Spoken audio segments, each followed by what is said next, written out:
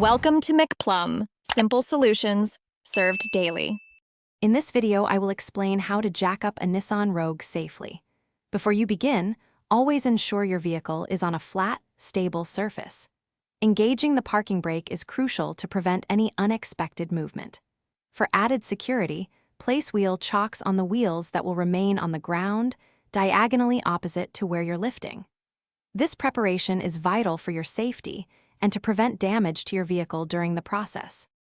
When lifting the front of your Nissan Rogue, you have a few options.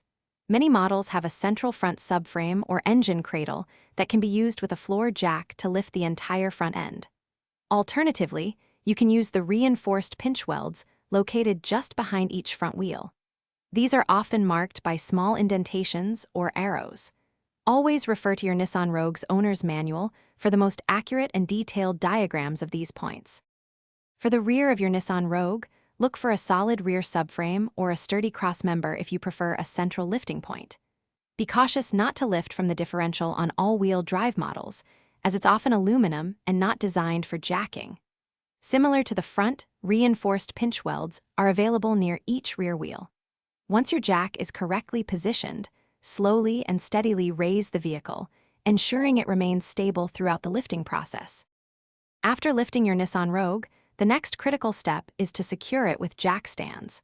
Place these stands under the vehicle's reinforced frame rails or other designated support points, ensuring they have a stable, flat stance. Slowly lower the vehicle onto the jack stands, making sure it's firmly seated before you begin any work.